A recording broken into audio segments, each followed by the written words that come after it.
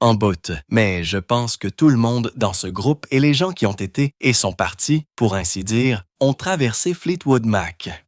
Mick Fleetwood a eu 78 ans cette année. Pendant des décennies, il a gardé les secrets les plus sombres de Fleetwood Mac enfermés. Mais maintenant, il parle enfin. Les liaisons qui ont détruit des amitiés, la cocaïne qui lui a coûté 60 millions de dollars, la trahison qui a fait interdire à Stevie Nicks, quelqu'un du studio. En mars 2025, quelque chose s'est produit qui a choqué tout le monde. Mick et Lindsey Buckingham étaient de retour en studio ensemble. Ce dont ils ont discuté n'était pas seulement de la musique. C'était la vérité sur ce qui a vraiment déchiré le groupe et pourquoi Stevie pourrait ne jamais lui pardonner. Mick Fleetwood est né le 24 juin 1947 à Redruth, en Cornouailles. Son père était commandant d'escadre de la Royal Air Force, ce qui signifie que Mick a grandi dans un monde façonné par le mouvement constant et la discipline militaire. Même s'il est né dans une Angleterre paisible, ses premières années ont été tout sauf calmes.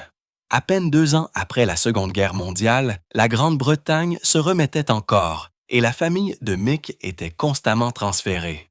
Quand Mick avait 4 ans, la famille avait déménagé en Égypte. Pendant les 6 années suivantes, ils ont vécu des événements tels que la Révolution égyptienne de 1952 et la crise du canal de Suez en 1956.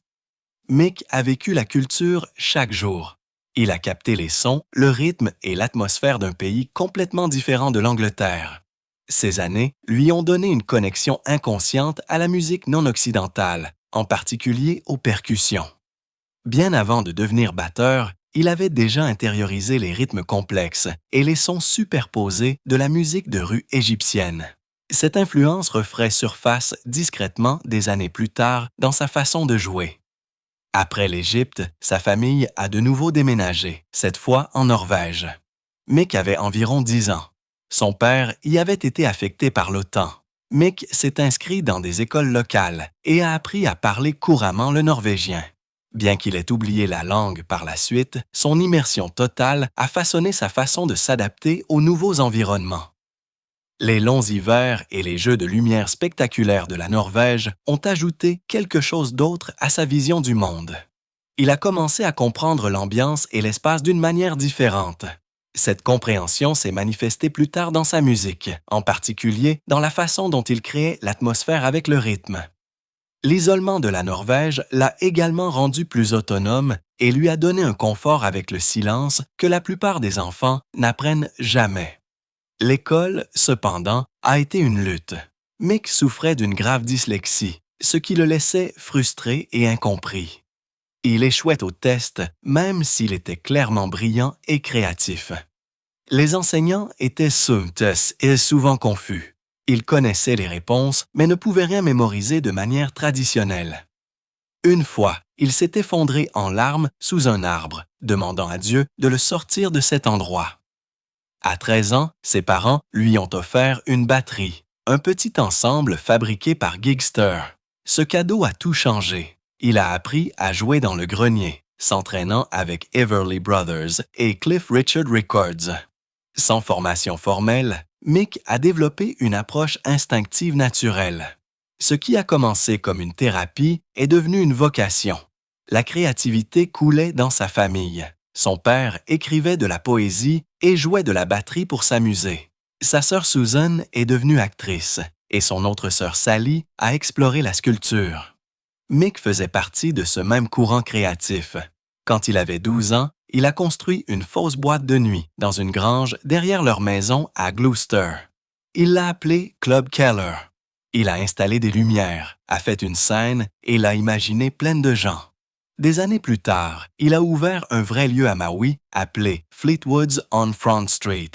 Et il a retracé l'idée directement à cette grange. Ce fantasme d'enfance n'était pas juste un simulacre, c'était une vision. Il comprenait déjà que la musique consistait à créer un monde dans lequel les gens pouvaient entrer. À 15 ans, Mick a abandonné l'école.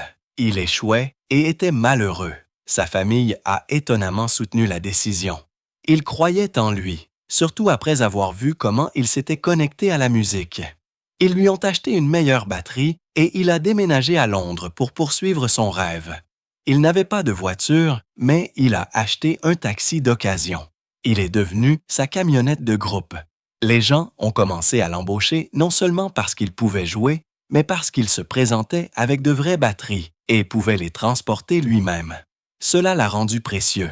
Il a dormi sur le sol de la maison de sa sœur Sally à Notting Hill et a commencé à s'intégrer à la scène locale. Les choses ont commencé à bouger rapidement.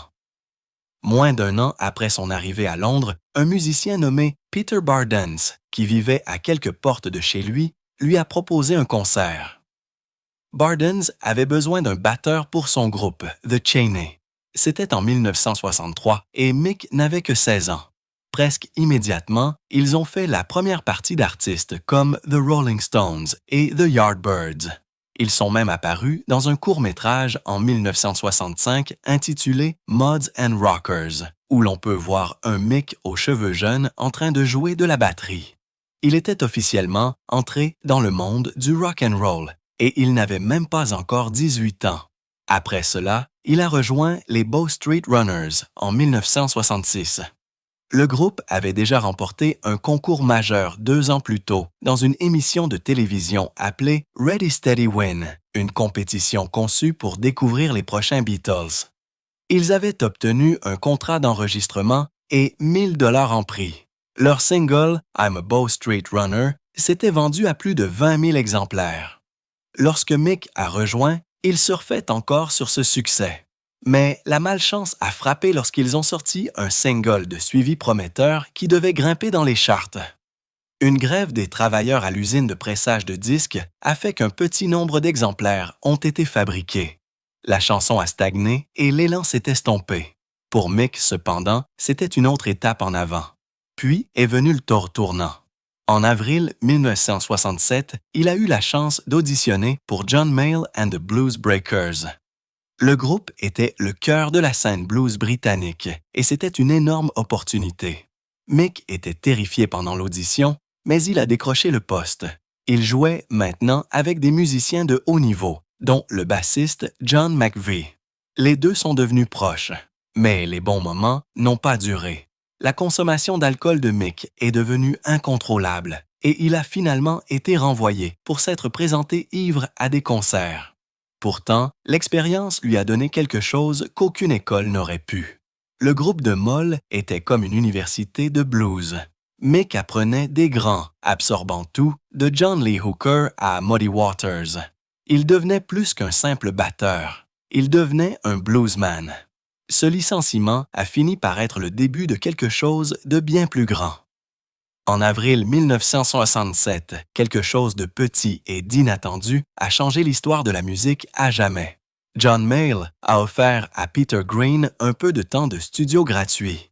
Green l'a utilisé pour enregistrer 5 chansons avec Mick Fleetwood et John McVie. La 5e piste était un simple instrumental. Il l'a appelé Fleetwood Mac presque après coup.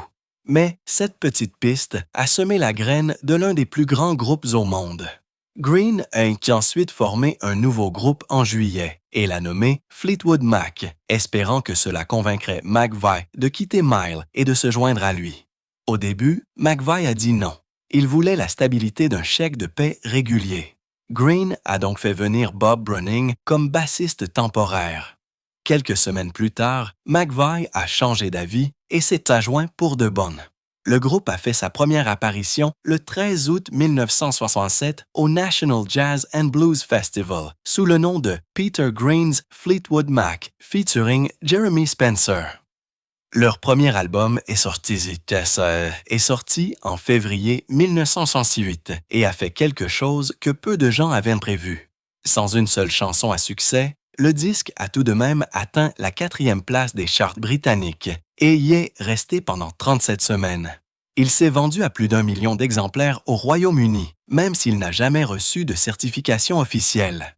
Il ne reposait pas sur la diffusion radio ou le battage médiatique. Il s'est développé grâce aux bouche à oreille et aux concerts bruts du groupe. L'album mélangeait des reprises de blues avec des titres originaux, dont Long Grey Mare et Shake Your Money Maker. Aux États-Unis, l'album a à peine fait une brèche, atteignant la 140e place du classement Billboard. Les premières sessions ont commencé en septembre 1967 avec Browning, mais en novembre, McVie avait rejoint et terminé l'album. Son succès discret a prouvé qu'un vrai talent pouvait encore s'élever sans marketing tape à l'œil. À la fin de 1968, deux nouveaux visages ont tout changé.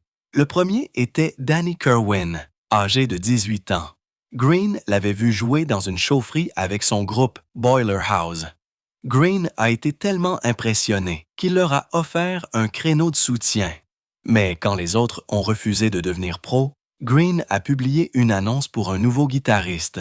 Plus de 300 personnes ont postulé, mais personne n'a égalé Kirwan. Green l'a simplement invité à se joindre à eux en tant que troisième guitariste. Puis, c'est venu Christine Perfect. Elle venait d'être élue meilleure chanteuse par les lecteurs de Melody Maker et était toujours dans Chicken Shack. Elle a joué des claviers sur le deuxième album du groupe en tant qu'invitée. Plus tard cette année-là, Fleetwood Mac a sorti Albatross. Avec Green et Serwin échangeant la guitare principale, la chanson est devenue leur premier succès numéro 1 à travers l'Europe. Green a dit plus tard que sans Danny, la chanson n'aurait jamais fonctionné. En août 1968, ils ont sorti leur deuxième album, Mill Wonderful. Il a été enregistré en direct en studio à l'aide de vrais amplificateurs et d'un système de sonorisation, ce qui lui a donné une sensation brute de direct. Christine Perfect a également contribué. Au clavier, même si elle n'était pas encore membre à part entière. L'album a marqué un tournant par rapport au blues strict, y compris des chansons comme Stop Messing Around. Étonnamment, les Beatles ont pris note et ont même envisagé de signer Fleetwood Mac sur leur label Apple. Mais leur manager, Clifford Davis, a refusé l'offre. Au lieu de cela, le groupe a signé avec Warner Brothers par l'intermédiaire de Reprise Records, où ils sont restés depuis. C'est également à ce moment que leurs problèmes de label ont commencé. Ils ont quitté Blue Horizon et ont brièvement rejoint Immediate Records, qui avait des problèmes financiers. Cela les a forcés à chercher à nouveau un accord d'enregistrement stable. Septembre 1969 a apporté un autre grand changement. L'album Then Play On a signalé leur passage au rock psychédélique. C'était un pas audacieux loin du blues et cela a fonctionné. L'album a atteint la 4e place au Royaume-Uni avec son titre phare Oh Well, grimpant à la 2e place.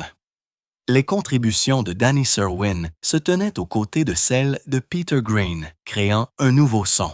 À peu près au même moment, le groupe s'est envolé pour Chicago pour enregistrer chez Chess Records avec des légendes du blues comme Willie Dixon, Buddy Guy et Otis Spann. Le mélange de blues et de psychédélisme a donné à l'album un avantage qui a aidé à définir leur nouvelle direction.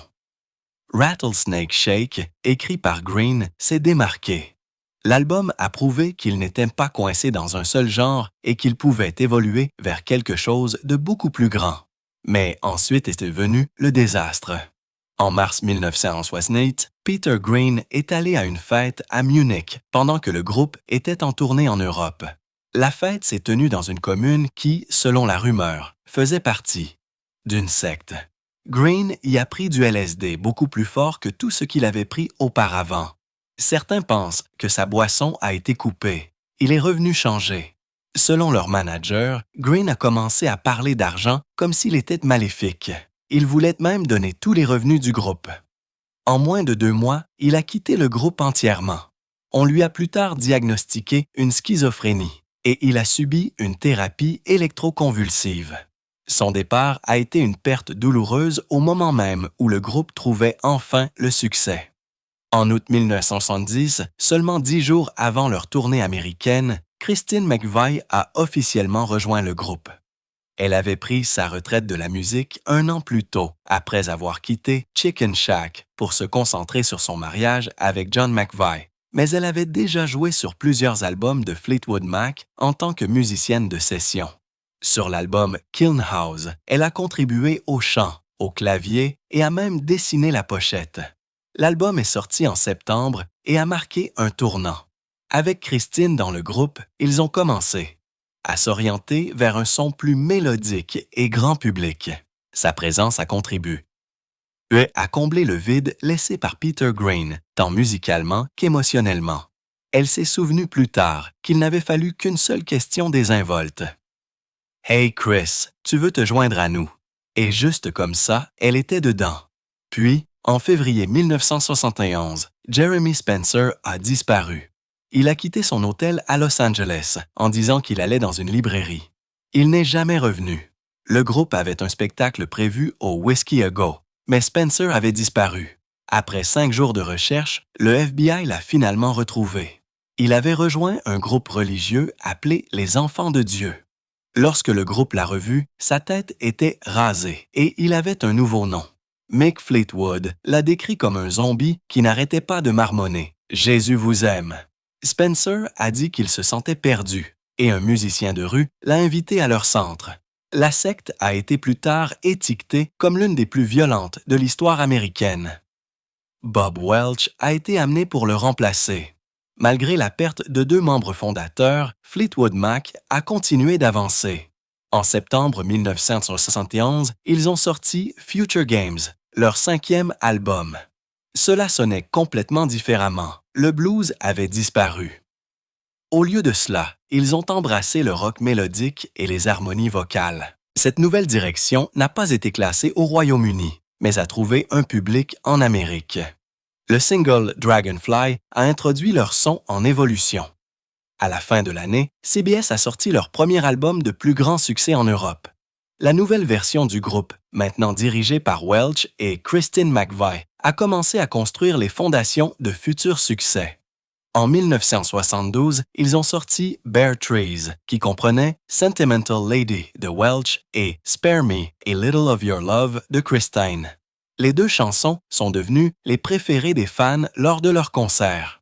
Future Games a été un pivot discret, mais il a remodelé leur chemin pour toujours. L'album a introduit Bob Welch, qui a apporté un bagage R&B et jazz qui a rendu le son du groupe plus doux et plus raffiné. Il a également marqué le premier album complet avec Christine McVie en tant que membre officiel.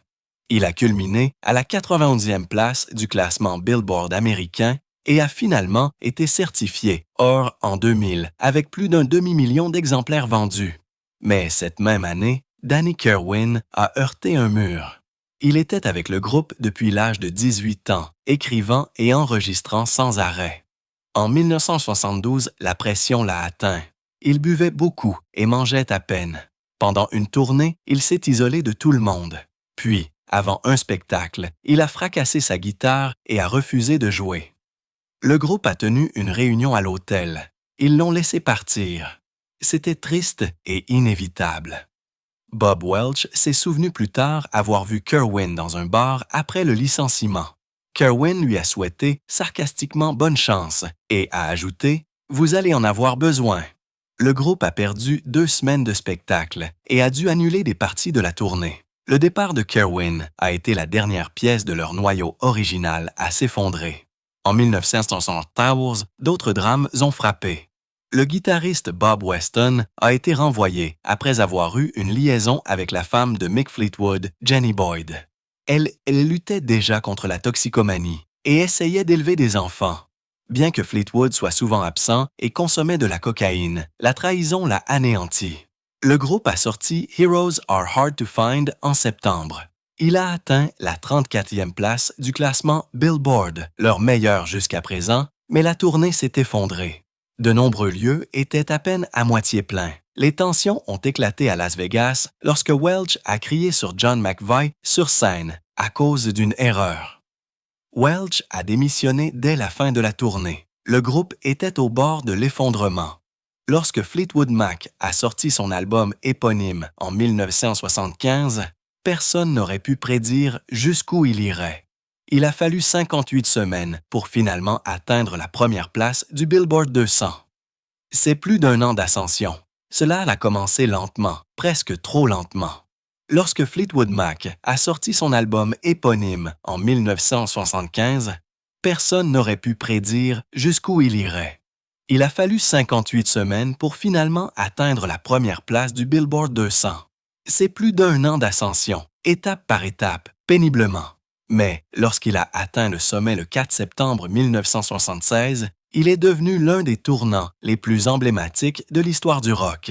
Il s'est vendu à plus de 9 millions d'exemplaires aux États-Unis seulement et à 7,48 millions dans le monde. Étrangement, le Royaume-Uni a ignoré l'album pendant plus d'1 an. Il n'a même pas été classé avant novembre 1976 et n'a jamais dépassé la 23e place. Mais cette combustion lente a jeté les bases de tout ce qui a suivi. Et ce qui a suivi n'a pas été facile.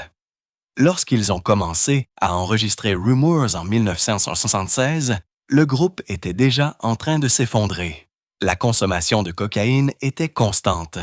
Mick Fleetwood venait de découvrir que sa femme avait une liaison avec l'un de ses amis proches. Kristen et John McVie étaient en instance de divorce après avoir été mariés pendant 8 ans. Stevie Nicks et Lindsey Buckingham venaient de rompre et Étienne était toujours obligé de travailler ensemble, ce qui entraînait des disputes quotidiennes qui ne s'interrompaient que lorsque la lumière rouge de l'enregistrement s'allumait. À la fin de cette année-là, Fleetwood et Nicks avaient commencé leur propre liaison. Christine a commencé à fréquenter le directeur de l'éclairage du groupe juste devant son ex-mari. Le studio ressemblait à une zone de guerre. Pourtant, malgré toute cette tension, la musique n'a jamais cessé. Go Your Own Way est devenu le message pas si subtil de Buckingham à Nicks. Don't Stop était la façon dont Christine avançait.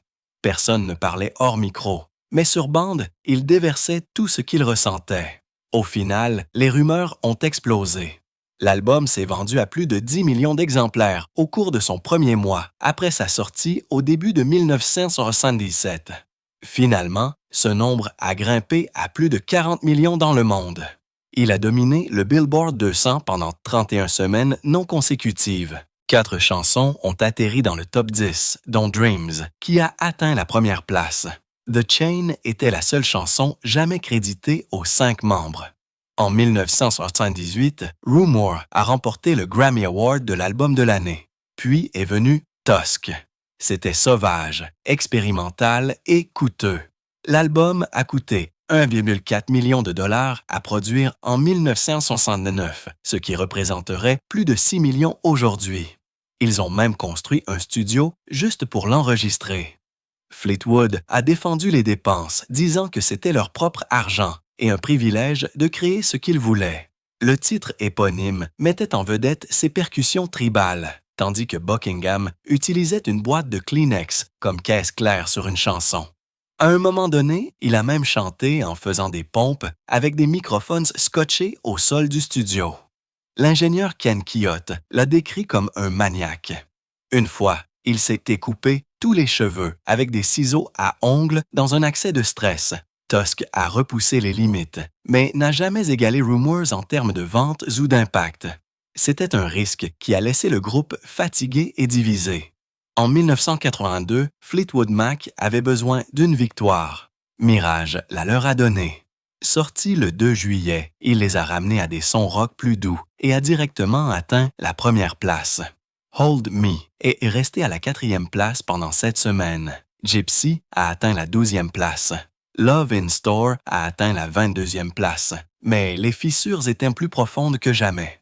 Leur tournée Mirage était beaucoup plus courte que les précédentes. Seulement 29 villes contre plus de 100 pour la tournée Tusk.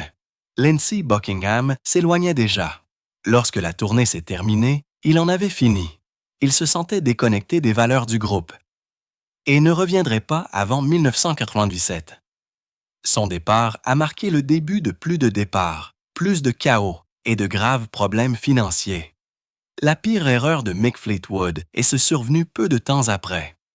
Au début des années 1980, il a acheté une ferme de 1000 acres en Australie pour 3 millions de dollars. Elle était livrée avec 8 maisons et un lac de pêche. Mais il n'y a vécu que 3 semaines avant de réaliser qu'il ne pouvait pas gérer ce style de vie. Il avait pris une avance de 2 millions de dollars pour l'acheter et a ensuite dû emprunter 2 millions de dollars de plus après que l'argent ait été épuisé. Lorsqu'il a essayé de la vendre, la valeur avait déjà baissé. La dette hypothécaire était plus élevée que le prix de vente. Cette seule mauvaise décision, combinée à la baisse des revenus du groupe, l'a conduit à se déclarer en faillite en 1944. Il a même dû renoncer à sa carte verte. L'homme qui avait autrefois gagné des charrettes d'argent grâce à Rumors avait presque tout perdu. En 1987, le groupe a composé un autre succès avec Tango in the Night. Il comprenait des chansons massives comme Little Lies. Mais juste avant la tournée, Lindsey Buckingham a choqué tout le monde. Le 7 août, lors d'une réunion chez Christine McVie, il a annoncé qu'il quittait le groupe. Il a dit qu'il se sentait sous-estimé. La réunion s'est transformée en une bagarre. Stevie Nicks et Buckingham se sont livrés à une confrontation physique. Le lendemain, il était parti. Le groupe avait déjà signé des contrats et ne pouvait pas se retirer. Ils ont donc fait venir Billy Burnett et Rick Vito pour le remplacer. Lors de la première nuit à Kansas City, quelqu'un a brandi une pancarte sur laquelle on pouvait lire « Lindsey Who ». Les fans étaient déjà passés à autre chose. Puis c'était venu un étrange rebondissement. Le 10 avril 1990, Fleetwood Mac a sorti « Behind the Mask ». Buckingham n'était plus membre, bien qu'il ait joué de la guitare acoustique sur le titre éponyme. La nouvelle formation à 6 membres comptait 4 auteurs-compositeurs-interprètes, mais l'album a à peine eu un impact aux États-Unis. Au Royaume-Uni, il a fait ses débuts à la première place et a été certifié platine. Il comprenait également l'une des premières utilisations de l'encodage CD+G, permettant aux paroles et aux graphiques d'apparaître sur les écrans de télévision pendant la lecture. Après la tournée, Stevie Nicks et Rick Vito ont tous deux quitté le groupe. La même année, le groupe a été intronisé au Rock and Roll Hall of Fame. Les membres intronisés comprenaient à la fois la formation originale de la fin des années 60 et les membres de l'ère Rumors. Mais Bob Welch, qui avait maintenu le groupe ensemble au début des années 70, a été laissé de côté. Les choses ont empiré en 1995. L'album Time a présenté Becca Bramlett et Dave Mason. Stevie Nicks était absente et il a fini par s'être le dernier album de Christine McVie en tant que membre à part entière. Sorti le 9 octobre, il a culminé à la 47e place au Royaume-Uni et n'a même pas été classé aux États-Unis.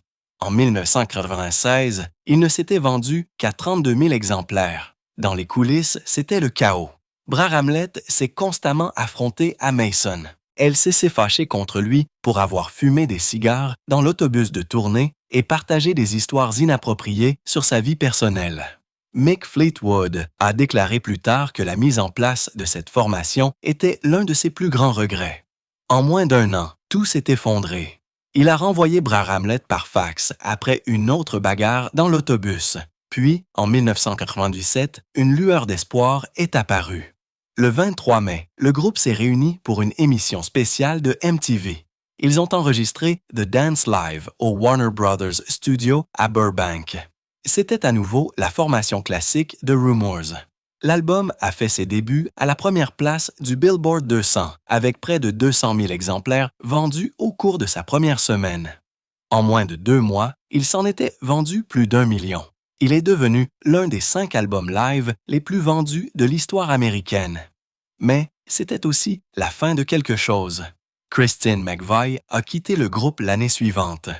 La version DVD de The Dance s'est vendue à plus de 135 000 exemplaires en Australie seulement et a été certifiée 9 fois platine. C'était un adieu puissant à un groupe qui avait survécu à tout, des débuts lents et des ruptures douloureuses aux spirales de drogue et à l'effondrement financier. En avril 2003, Fleetwood Mac a sorti Say You Will, son 17e et dernier album studio. Il est sorti 5 ans après le départ de Christine McVie du groupe. Bien qu'elle ne soit plus membre à part entière, elle est tout de même apparue sur quelques titres. L'album a connu un succès surprise, faisant ses débuts à la 3e place du Billboard 200 avec 218 000 exemplaires vendus au cours de la première semaine. C'était le premier album du groupe dans le top 3 depuis Mirage en 1982. En juillet, il était déjà certifié OR aux États-Unis avec un demi-million d'exemplaires expédiés. Au Royaume-Uni, il a atteint la 6e place et s'est vendu à plus de 100 000 exemplaires. Lindsey Buckingham et Stevie Nicks se sont occupés de la plupart des claviers et ont travaillé ensemble en studio pour la première fois en 15 ans. Le single Peacekeeper s'est classé dans le Hot 100, tandis que le titre éponyme a grimpé à la 17e place du classement adulte contemporain. Après ce chapitre de succès, Mick Fleetwood est revenu à ses racines musicales. En 2008, il a formé le Mick Fleetwood Blues Band avec le guitariste Rick Vito. Leur album de 2009, Blue Again, a été nominé aux Grammy Awards dans la catégorie du meilleur album de blues traditionnel. C'était un moment de boucle bouclée pour Fleetwood, dont la carrière a commencé dans la scène blues britannique, bien avant les succès pop. Fleetwood avait joué avec Peter Green, soutenant des légendes comme John Mayall. Ce nouveau projet lui a permis de s'éloigner du pop-rock poli et de revenir au blues brut qu'il aimait. La guitare de Rick Vito s'est parfaitement intégrée au rythme constant de Fleetwood, créant quelque chose à la fois de classique et de frais.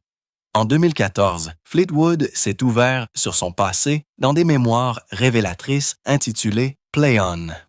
L'aveu le plus choquant était qu'il avait perdu près de 60 millions de dollars à cause de sa dépendance à la cocaïne. En 1984, il était en faillite, se noyant dans 3,7 millions de dollars de dettes, soit plus de 1,5 fois sa valeur nette. Il n'a pas pu travailler pendant 2 ans et se souvient à peine de cette époque. Mais alors qu'il se remettait, il s'est diversifié. Il a lancé une entreprise de vin appelée Mick Fleetwood Private Cellar, qui a duré plus de 14 ans. Ses vins se sont vendus par millions et ont remporté plus de 10 prix internationaux. En même temps, il a exploré la photographie, présentant des œuvres peintes à la main dans des expositions à travers des villes comme Toronto et Atlanta. En 2012, il a ouvert Fleetwood's on Front Street, un restaurant à Maui. C'était un rêve qu'il chérissait depuis son enfance, à l'époque où il organisait des clubs fictifs dans la grange de sa famille.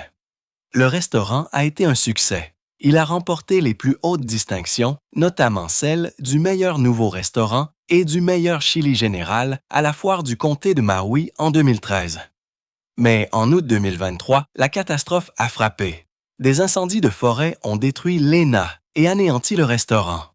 Fleetwood était à Los Angeles lorsque cela s'est produit, mais s'est envolé immédiatement pour Maui avec des fournitures. Plusieurs membres de son personnel avaient perdu leur maison.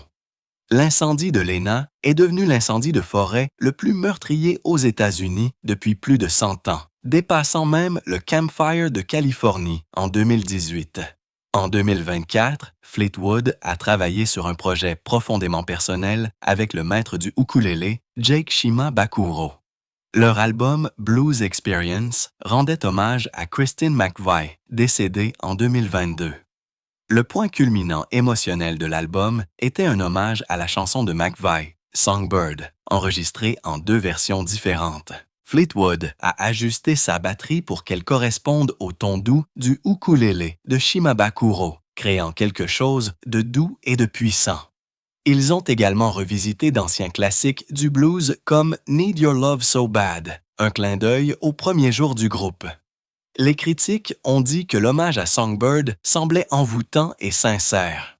Il était clair que Fleetwood voulait garder l'héritage de McVie vivant dans chaque note.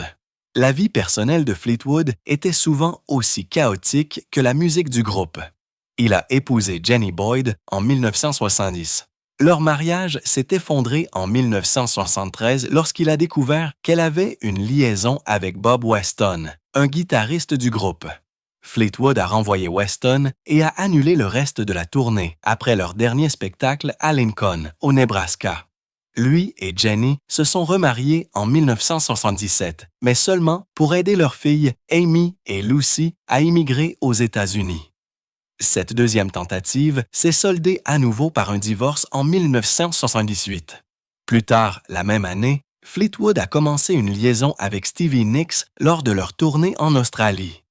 C'était sauvage, désordonné et alimenté par la drogue et l'alcool. Nicks a dit plus tard que cela ne serait jamais arrivé s'il n'avait pas été aussi intoxiqué. Elle était avec Don Henley à l'époque, tandis que Fleetwood était toujours légalement lié à Boyd. Fleetwood l'a décrit comme chaotique et plus long que ceux dont l'un ou l'autre pouvait se souvenir clairement. Nicks l'a qualifié de voué à l'échec. Cela a blessé beaucoup de gens et cela n'a mené nulle part. Mais d'une manière ou d'une autre, leur amitié et leur relation de travail ont survécu.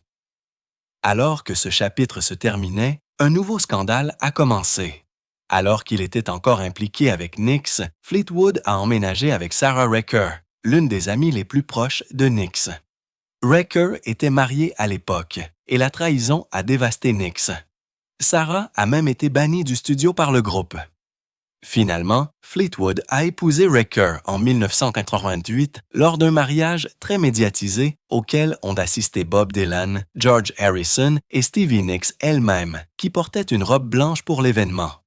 Ce mariage a duré 7 ans avant de se terminer en 1995, mais les dommages émotionnels ne se sont jamais complètement cicatrisés. La même année, Fleetwood a épousé Lynn Frankel. Ce serait sa relation la plus longue, qui a duré près de 2 décennies. En 2002, ils ont eu des filles jumelles, Ruby et Tessa. Fleetwood avait 55 ans à l'époque, mais en 2013, ils se séparaient. Il a demandé la garde légale conjointe, bien qu'il voulait que Frankel ait la garde physique principale. Vers cette époque, il a emménagé sa mère de 95 ans dans sa maison, disant qu'il se sentait chanceux de la voir dans sa vie. Leur divorce a été finalisé en novembre 2015. À ce moment-là, les jumeaux n'avaient seulement que 13 ans. Fleetwood était également devenu citoyen américain en 2006 et partageait son temps entre ses maisons à Maui et à Los Angeles. Maintenant, à la fin de la soixantaine, Fleetwood a ralenti. Il passe du temps avec sa famille et partage souvent des moments paisibles avec sa petite fille depuis sa maison de Maui. Il espère toujours voir les vieilles blessures du groupe guéries. La mort de Christine McVie en 2022 a rendu une réunion complète de Fleetwood Mac improbable, mais il n'a pas renoncé à la réconciliation entre Stevie Nicks et Lindsey Buckingham. En mars 2025, quelque chose d'inattendu s'est produit. Buckingham a rejoint Fleetwood en studio pour la première fois depuis qu'il a été renvoyé en 2018. Il a contribué au prochain album solo de Fleetwood produit par Carl Falk. Falk a décrit ce moment comme surréaliste et a dit que Buckingham semblait sincèrement heureux pour Fleetwood.